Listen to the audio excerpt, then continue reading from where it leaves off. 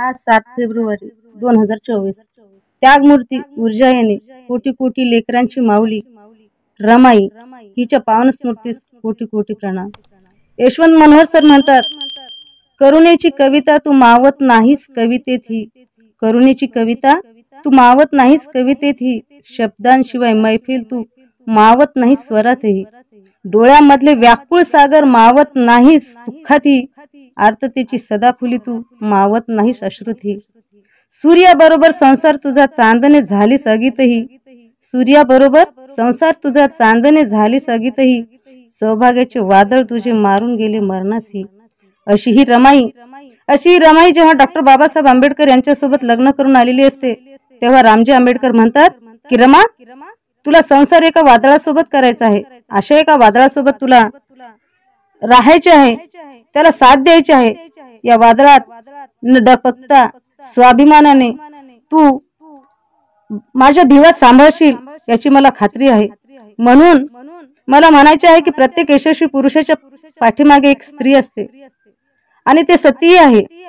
भारतीय राज्यघटनेचे शिल्पकार महामानव प्रकाट पंडित महाप्रज्ञा सूर्य दलितांचेच नव्हे तर संविधानाच्या माध्यमातून समस्त बहुजनांचे उद्धार करते डॉक्टर बाबासाहेब आंबेडकर यांच्या प्रत्येक यशामध्ये रमाईचा सिंहाचा वाटा आहे। या माऊलीचे माणूसपण आणि तिच्या संवेदनशील मनाचे मोठेपण आम्हा कोटी कोटी लेकरांसाठी वात्सल्यपूर्ण अतूट नात्याची जाणीव करून देते। रमाईने आपल्या आयुष्यामध्ये अनेक हसता खाऊन निव्वळ दुःखाचे ओझे वाहणारी माझी रमाई बाबासाहेबांच्या जीवनाचा एक अविभाज्य भाग म्हणून राहिली। या थोर त्यागमूर्ती रमाईच्या त्याग समर्पण शक्तीमुळे डॉक्टर बाबासाहेब आंबेडकर हे तुमचे आमचे आणि सर्व स्त्रियांचे पददलितांचे बहुजनांचे तमाम उपेक्षितांचे बाबा झाले। 12 डिसेंबर 1912 प्रसंग सांगते।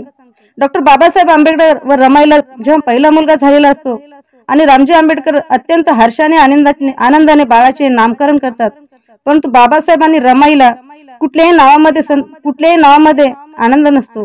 तेव्हा सायंकाळी रमाईला बाबासाहेब म्हणतात, रामू तुला बाळाची नावे आवडलीत का ग? रामू, सावित्रीबाई फुले आणि ज्योतिबा फुले यांनी जेव्हा एक मुलगा दत्तक घेतलेला असतो आणि त्या मुलाचं नाव यशवंत ठेवलेलं आहे। रामू, ज्योतिराव फुले हे माझे गुरु आहेत, म्हणून आपणही आपल्या बाळाचे नाव यशवंत ठेवूया। रमाई अतिशय आनंदाने म्हणतात, होय साहेब।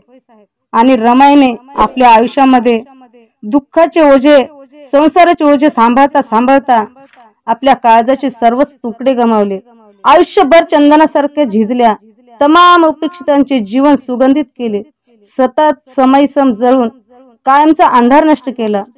एका कवीने फार सुंदर कल्पना केली की रमाने एका लुगड्यावर दिवस काढले पण आम्हा पुढे सोन्याचे ताट वाढले। अशा रमाईचा 27 फेब्रुवारी 1935 प्रसंग।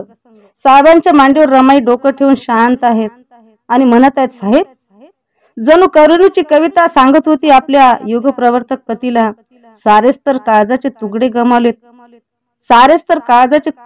गमावलेत आपण, फक्त यशवंत तर आहेत साथीला।